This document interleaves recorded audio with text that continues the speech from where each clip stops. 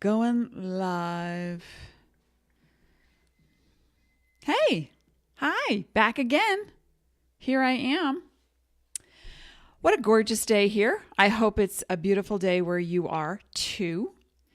Elaine Marolakos Edelson here, with Astrology Mojo and transformational astrology. Want to help you get your mojo back. So, we are going to be talking about the new moon happening this week and all that good stuff. And I got this really cool graphic to show you what the phases of the moon are and what they go through and how they might affect you. And now, so I want to say this again. I say this at the beginning usually of every Facebook Live, and that is that the planets don't do anything to you. No. That we live in a cooperation with our cosmos. When the planets make a move, you feel it. And when you make a move, the planets reflect that in the heavens.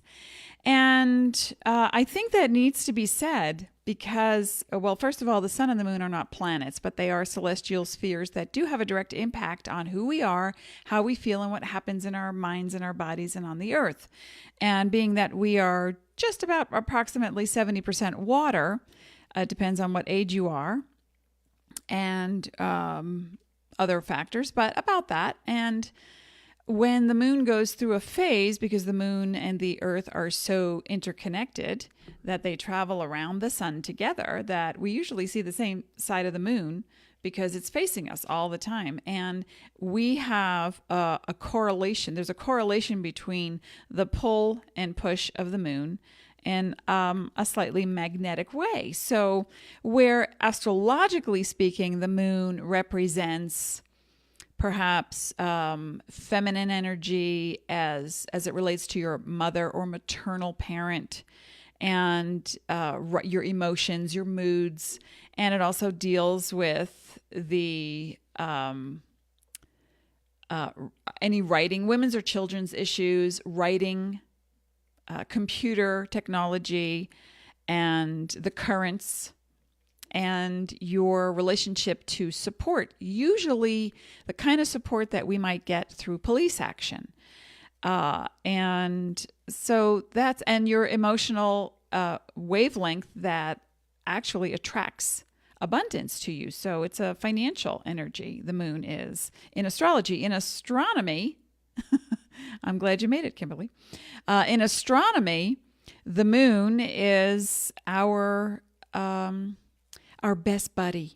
It's our best friend. And without the moon, and again, how things orbit in the universe, without the moon, if the moon were to totally disappear, we would suddenly shift our axis completely and we would suffer tsunamis and we'd tumble out of orbit. So we have this direct correlation to the moon. And the sun, again, is an energy that gives us life. It helps things grow. It warms us. Astrologically, it's more of a masculine present, where the moon astrologically is more of a feminine energy, or the connection, again, to mother, mom, or being a child. And so when we talk about the phases of the moon, they're also great for looking at, now this dates back to the 1700s, hi Mary, where people planted by the phases of the moon, or medicines were made by the phases of the moon, or animals' pelts were created and, dried and all that stuff by the phases of the moon, because the energy, Mary's got exclamation points. I haven't seen you in so long. Star, nice to see you too. So when we go through moon phases, we experience a connection to the earth, to the growth, because the earth is our living being that we reside upon in our bodies. So to take care of the earth means to look at what helps things grow on the earth, what helps the transition of motion, and especially emotion. Remember, energy equals your motion. What's your emotion is energy in motion. So when that's a moon thing. So when I look at the phases of the moon, I got this cool graphic I want to show you. The moon phases. Ooh, isn't that fun? What are we looking at? Well, in 2 days, we are experiencing a new moon, but we're already in the energy of it. And let's just look at where it says phases of the moon. That's the Earth's perspective.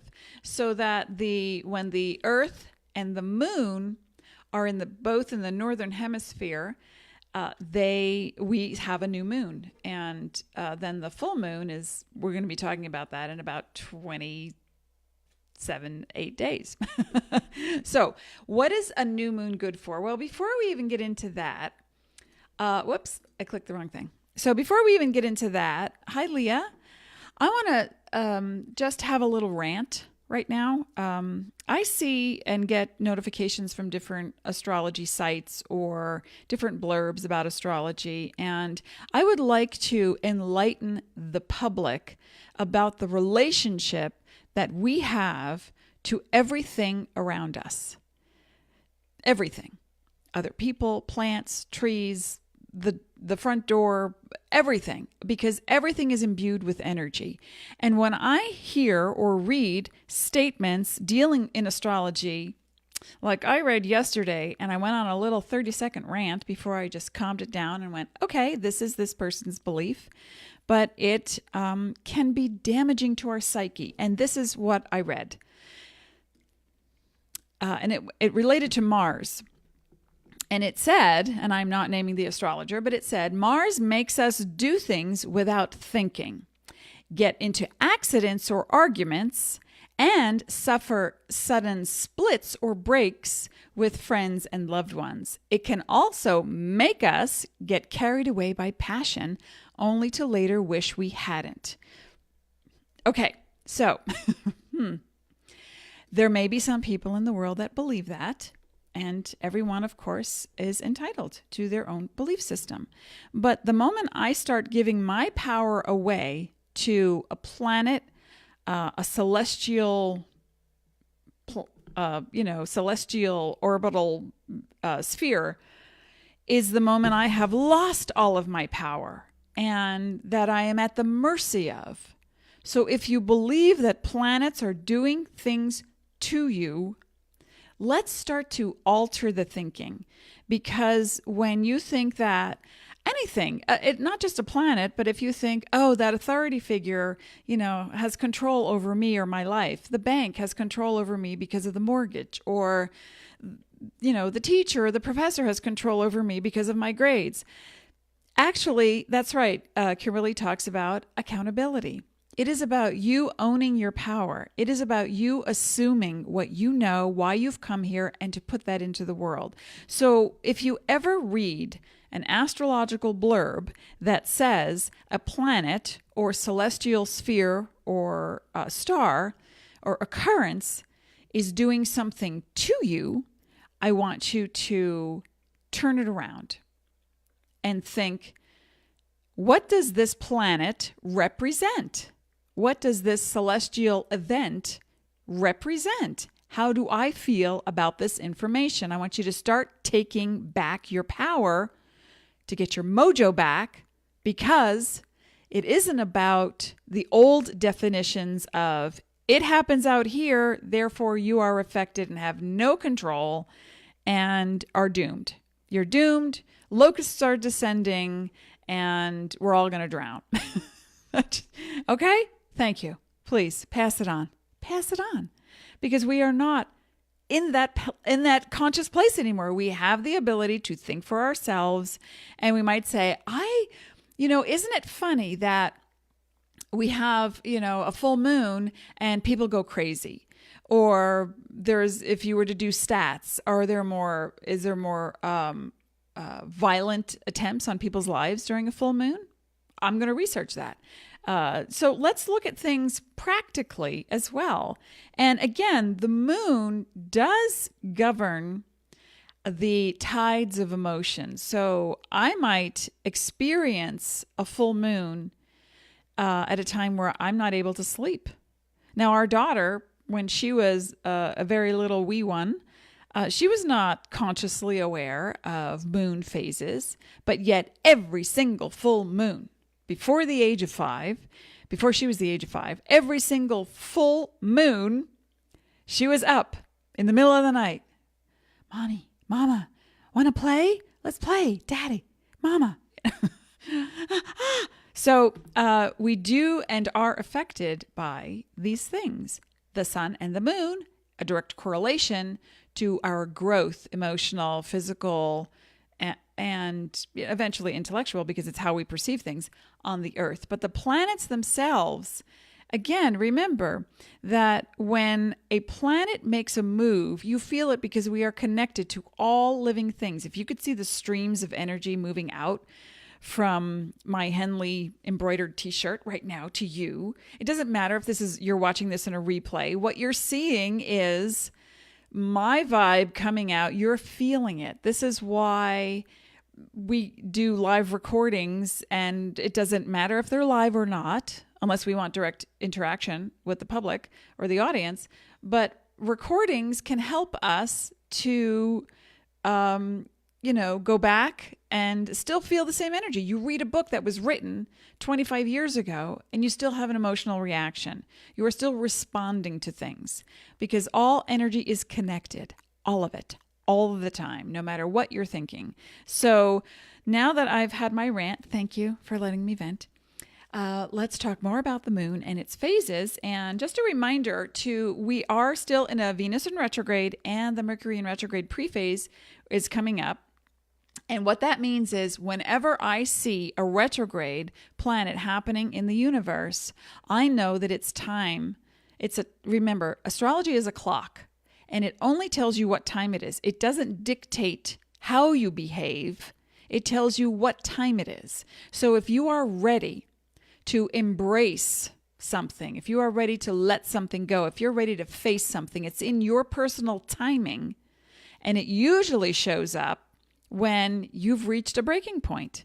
So what I see, now not every Venus retrograde or Mercury in retrograde do people have epiphanies. Not every single one, but usually what I find is that's the time when your perception alters and you are ready to have, and this is a universal experience. This is a global experience. So is everyone going to have the same experience on the same day? No. Why? Because you're an individual. Even though you are connected to the whole, you are still an individual.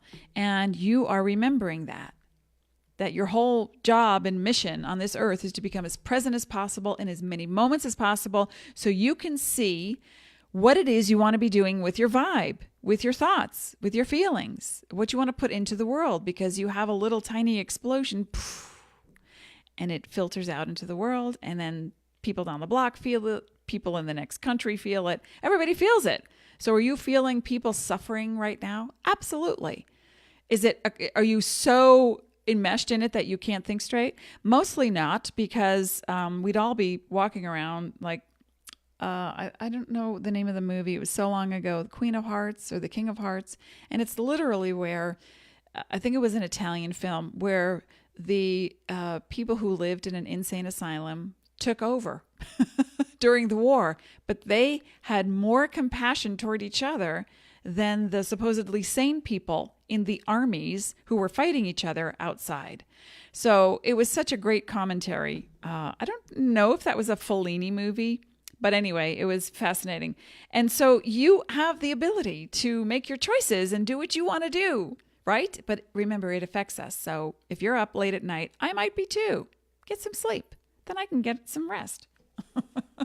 All right. So, who do we have here? We've got Mary is here, Leah. What astrological signs do we have here today?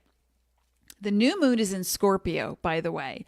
And a moon, again, our moon, represents emotional state in astrology. It represents your a connection to women's and children's issues, your finances and your flow, and where it stops, where you stop allowing yourself to have flow. And that ties into the Venus in retrograde. Oh, and what I was saying was, if you click on the blue Book Now button, you can get a special retrograde reading with me for 30 minutes. And it's not just for this time period, because I will look in your chart and see where it will appear and what it relates to for the next 2 years, and how you can move past limitations and things that you keep circling the drain over. You know, when should I do this? Why should I do this? Should I actually do this? Or why am I not doing this? All that kind of stuff. So click on the blue Book Now button. If you're on a computer, it's above. If you're on a tablet or a phone, I think it's below. So just scroll and look for that. And also Dean will post a link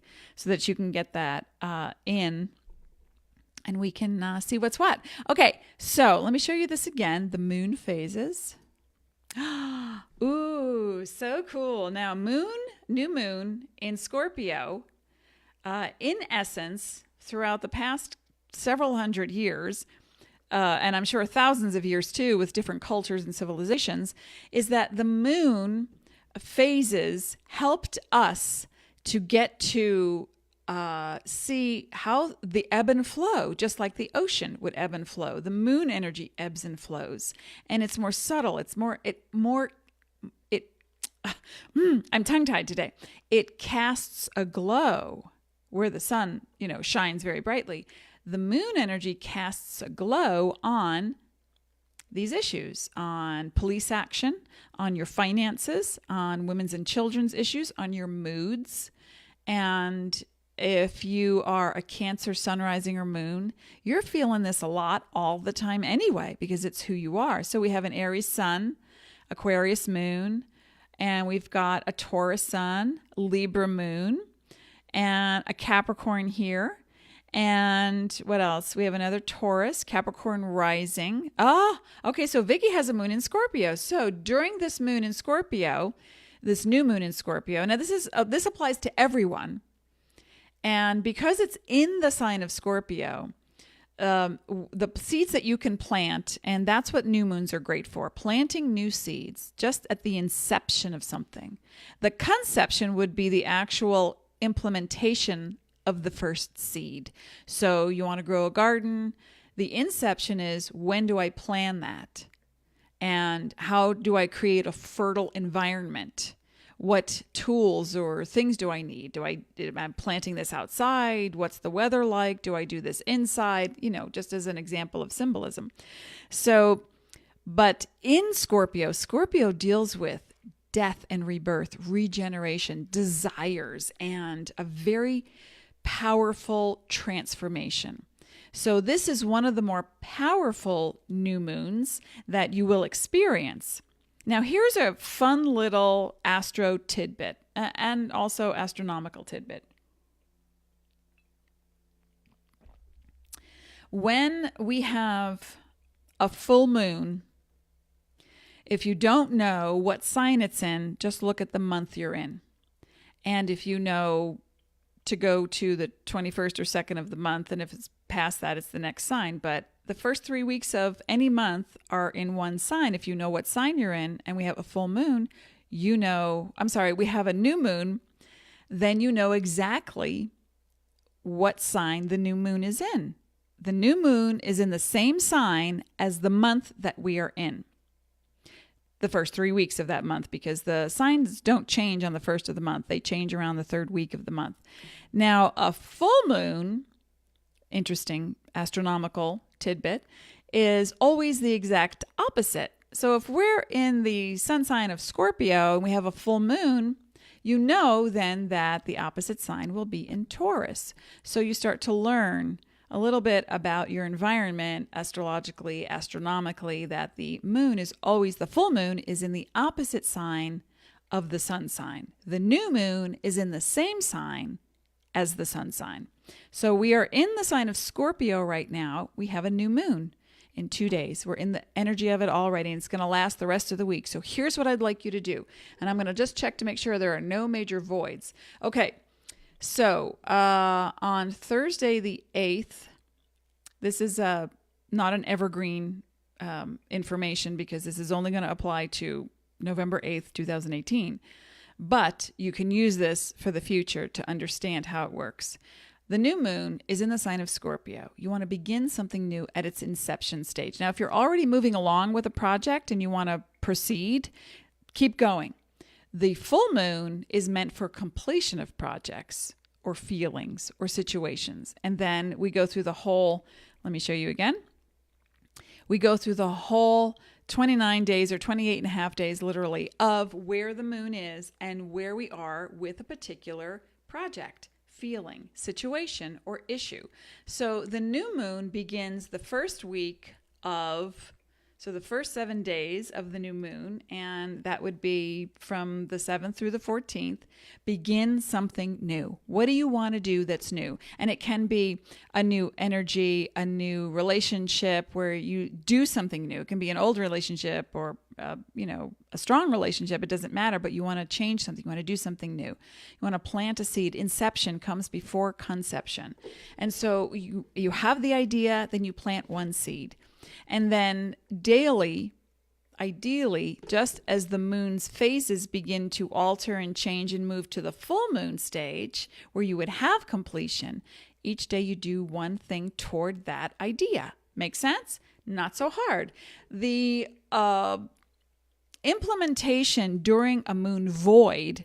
Now, in a previous event, I talked about moon voids extensively, and moon voids are an astronomical event where there are two constellations right next to each other, and the moon is transiting from one constellation to the next constellation, but usually somewhere in between it becomes homeless, essentially, and it's not in any constellation. That is called, astronomically speaking, moon void of course. Now you can go onto Google and you can look at charts that will tell you, make sure you know your time zone. You might have to add or subtract a certain amount of time. But during a moon void of course, that is meant for spiritual implementation, play, relaxing, rejuvenating, meditation, contemplation. It is not meant for implementing practical advancements toward your goal. And what I find fascinating is that, Mary, I think you are a Scorpio moon. And what I find fascinating is that when we have a new moon and we implement something, and it's clear there's no moon void because the moon is in Scorpio, but the day after or the day before it could be. So just think about this. On Thursday the 8th, this is Pacific time, between 2 a.m. and 11:30 a.m., the moon is void. So during that time, you would not want to send out an invitation, invite others to join you in any project that you're doing, because usually any practical event initiated in a void of course moon becomes void in the end. And I've witnessed this for 25 years. I have calculated days and times. I usually add 3 to 4 hours before or after the moon goes void when I will then implement something. And I test that, and I get about a 50% return on response when I do it that way. When the moon is clear and it's in a particular sign, I just go for it. So Thursday the 7th, the moon is in the sign of Scorpio, and this is one of the more powerful events that happen. And I want you to be able to take advantage of this. So what is the one thing you would like to either begin or complete? If you're already in the middle of doing something, and I want to see you move toward completion by the full moon.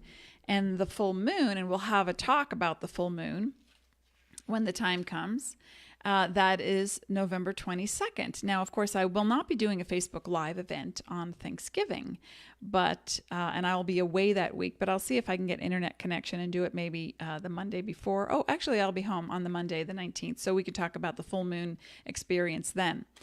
And so think about what you'd like to implement during the new moon phase, because it's really powerful. You'll have more energy, no matter what your biorhythms are, no matter what you've been feeling. Now, if you are a Scorpio sun, rising, or moon, you might be a little moodier. You might experience something so intense that it doesn't have words, that you don't have the ability to articulate what it is. Now, and it all depends on who you are at the time, right? So when you're doing something in your life and someone says, oh yeah, there's a new moon, you want to go, go for it. Step on the gas, go forward. You want to ask yourself, well, are you a Libra rising? Are you a Libra, Taurus? Because Venus is retrograde. Where have you been clearing out the decks and seeing change or alteration in your relationship to your finances? Or do you have to come back to something? Are you coming back to the same issue over and over again? That's what the retrograde energy represents, is you need to review and or renegotiate or release or renew what's going on in a retrograde. And so that's why I'm giving this special 30-minute retrograde session, because it's going to apply to many things in your life right now and how we can help you move beyond things. And especially with a new moon, if you've been working on anything in your body, your digestion or your back hurts or, whatever, you need new glasses. Oh, I got new glasses, by the way. And you have to have vision tested. Whatever's going on with you, you want to check your relationship to how you feel about that part of your body, and also the words that you use to describe things like, oh yeah, I just can't see that. I can't see that. Or, yeah, I can't stomach that kind of stuff. I can't stomach that. Because every time you tell your body you can't do something and you relate it to a physical action, eventually over time, you will have a physical dis-ease. Do you understand? I can't stomach that eventually leads to, not if you just say it once, but if that's a phrase, you have to be aware of your chatter. Is this something that you say all the time? Are you saying it again? Like, oh my God, that person's such a pain in the neck. Ow, I have a real pain in my neck. So because you then swallow it if you don't deal with it, and then it becomes an emotional thing. So a lot of times your statements, the words that you're using are creating matter in your body, and the cells are floating around looking for a home. It's like, well, where do we put this dysfunction? Do we put it in the shoulder? Do we put it in the neck? Do we, put it in the eye that won't stop tearing? Is there an infection? Like, what's going on? And so you want to look at the correlation between the words that you're using during this new moon. Stay present, stay positive, and stay focused on one thing. My husband's business name is One Big Idea. And it's so true. If you focus on one thing that you want to do, and it can be, I need to clean out the garage, or I need to get rid of that stuff in my closet. I just have to go through it. Then a little bit every day toward that goal. By the full moon, ta-da, now you've made space. Now what happens when you make space in energetic terms is that you're ready to welcome something new. So here comes a new opportunity. So within 30 days or 28 to 30 days of setting something into motion during a new moon, especially in Scorpio, because it is so intensely powerful. It is, a Scorpio energy wants to get to the bottom of things. It wants to have that regeneration and rebirth. And it can also, because of its desire to get there. So its symbolism is the phoenix rising from the ashes, or what you would see in astrology is the scorpion, and it will sting one spot until it gets what it wants. And so when you're looking at getting what you want, focus on one thing and plan it every day so that, oh, sure, Dean, if you're around, can you, Jen is asking if you can post a link to the retrograde session. She's not seeing the button to that on my page. We have to check that out. Oh, and okay, so just a little sidebar. Hey, Anne's here too. Hi, Annie. And so when there are a lot of retrogrades, there's a lot of altered perception. Aside from new moon stuff, there's an altered perception. And sometimes, and you think about technology and people say, oh yeah, my computer stopped working in a Mercury in retrograde, or my phone was glitching, or I had to keep restarting it. If you go in and out of a moon void phase, I always restart my technology because I will find more anomalies going on in a void if my technology is on than I will in a retrograde. So keep that in mind. And remember, people make things that go glitchy. We're the ones who make the stuff. So if our perception is off and we're not paying attention, or the moon is void when someone is making a batch of technological components and that gets put into your phone, your computer, your gadgets, or whatever tech stuff you have, electronic equipment, then eventually it glitches. I mean, it's just going to happen. So it's not just when Mercury goes retrograde. It's not just when this thing, is happening. You'll find more evidence of it. And I always like to check when the date of something is made. And I will check on I have a Jim Maynard book, and I will check. Or I'll go online and I'll say, was that thing made in a void? Because it is, I'm not buying it. Like even a vacuum cleaner. So this is the book that I use, the Astrologer's Date book. It's a small little book that's I can tote around with me when I go on trips or whatever I'm doing. So it's good to have. It shows the moon phases. It shows the retrograde phases of all the planets. And it can be really important to note. We get excited sometimes during a new moon and we think, oh, I'm so, let's just get going. Oh, this is so fun. I can do this and I can do this. And then we fade it away. And then here comes the full moon. We haven't even pursued it. So that's about your patterns. That's about your perception of how you think something should get done, how dedicated you are, how committed you are, and then your ultimate belief system. And the I'm not enoughs. And the I'm not enoughs equal to, it's not going to happen. I don't have enough money. I'm not smart enough. All the not enoughs. So it would be a good idea to also during this new moon phase to clear away some excess stuff by doing, if EFT tapping, by getting a reading with me so we can see exactly where you sabotage yourself. And also by, if you do any kind of tarot cards or energy work, get a massage, do some journaling, some writing, and really get into the reasons why you sabotage yourself. Or sometimes it's just not the right timing. And there's nothing right or wrong about any of this. There's no judgments on it. It doesn't mean that, oh, I failed, or I must have a not enough in me and I don't know it because Elaine said, no, maybe sometimes you have so much going on that you have to focus on one thing just to complete it, just to see it to its end, and then make room for the next thing. Now, do we ever just focus on one thing? Do you see my face? Who here focuses on just one thing? Okay, so we've got Leo rising.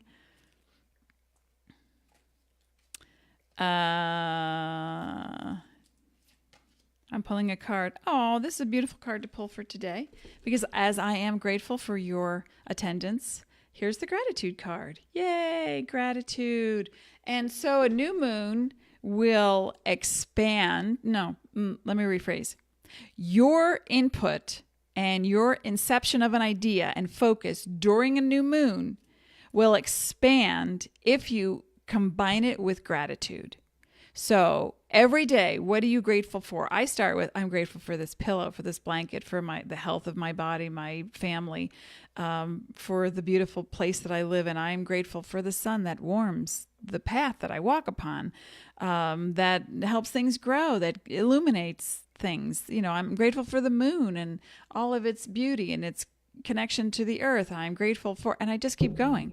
What I'm grateful for this cup that, I think is so cool. It's a mason jar that I can actually put a lid on or not, so it doesn't matter how silly or corny it sounds, but I want you to add gratitude to your list of things. I think, hi, Jasmine. Dean has posted the retrograde reading, so it's in the thread now.